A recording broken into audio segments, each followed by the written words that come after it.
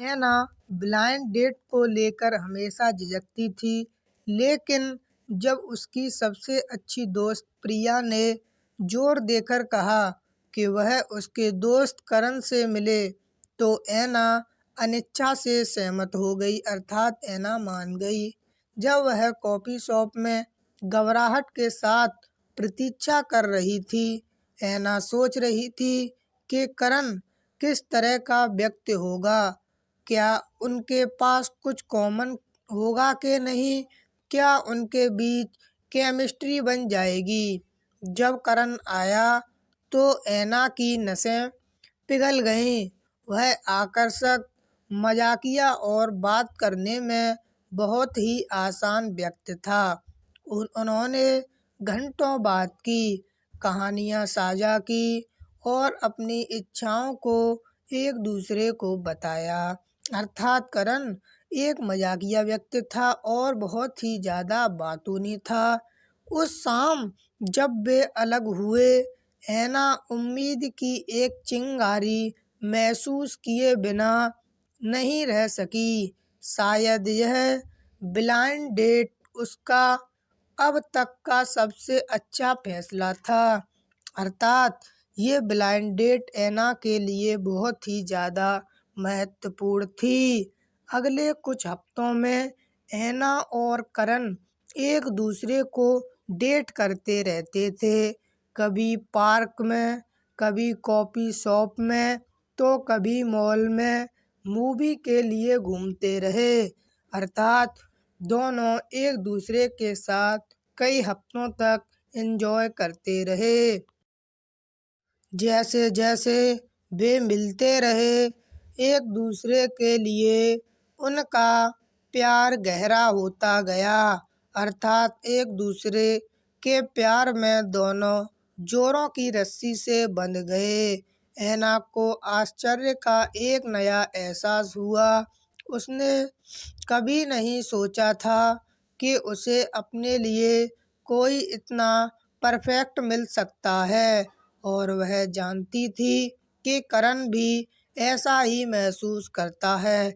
अर्थात दोनों को एक दूसरे महसूस करते थे और मन ही मन विचार करते थे कि वह हमारे लिए बेस्ट है। एक दिन जब वे समुद्र किनारे एक बेंच पर बैठे थे, करण ने ऐना का हाथ थाम लिया और उसे इस रिश्ते को शादी के बंधन में बदलने का प्रस्ताव रखा।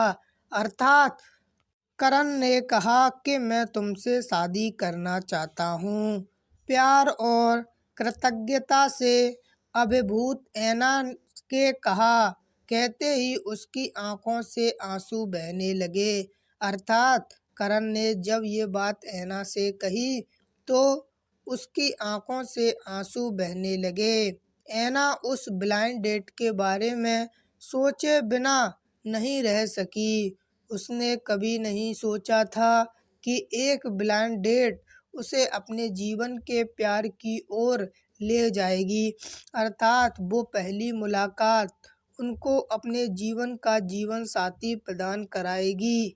ये ऐना ने कभी नहीं सोचा था।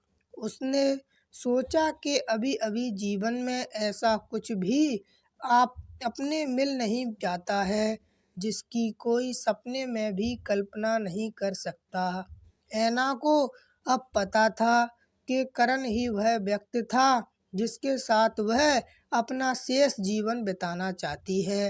अपनी शादी के दिन ऐना का दिल उस आदमी के लिए प्यार से भरा हुआ था।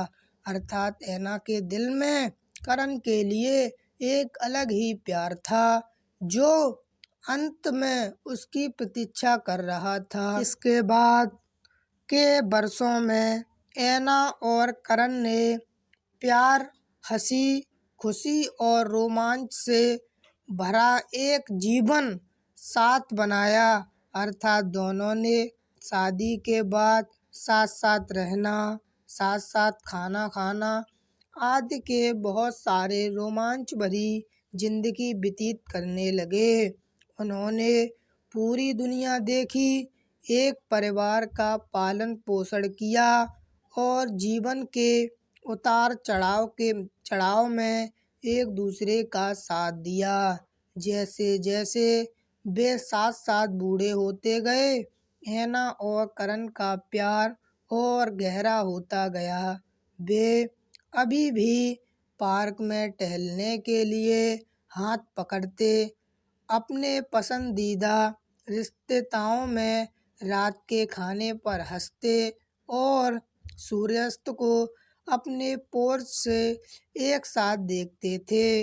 अर्थात वो सभी क्रियाएं जो उन्होंने बचपन में की थीं, वो बुढ़ापे के बाद भी दोनों साथ साथ करते थे। ऐना जानती थी कि वह ब्लाइंड डेट उनके द्वारा लिया गया अब तक का सबसे अच्छा निर्णय था। यह उसे उसके जीवन के प्यार और अनंत काल के लिए उसकी आत्मा के साथ तक ले गई थी। अर्थात ऐना और करण का प्यार ब्लाइंड डेट से शुरू हुआ था। ऐना और करण की प्रेम कहानी एक अनुस्मारक है। अर्थात यह कहानी एक अनुस्मारक है कि कभी कभी जीवन में सबसे अच्छी चीज़ें तब आती हैं जब हम उनसे सबसे कम उम्मीद करते हैं। प्यार अप्रत्याशित स्थानों पर पाया जा सकता है। अर्थात प्यार ऐसी जगह पर पाया जाता है जहाँ पर कोई न हो। प्यार एक ब्लाइंड डेट जीवन भर की खुशी और प्यार में बदल सकती है। अर्थात कोई भी डेट आपकी ज़िंदगी बदल सकती है। धन्यवाद दोस्तों। यह कहानी अगर आपको अच्छी लगी हो तो प्लीज़ चैनल को सब्सक्राइब कर लें और वीडियो को लाइक कर दें, क्योंकि मैं कई दिनों से बोल रहा हूँ और कोई भी बंदा चैनल को सब्सक्राइब नहीं कर रहा है। धन्यवाद फुल सपोर्ट।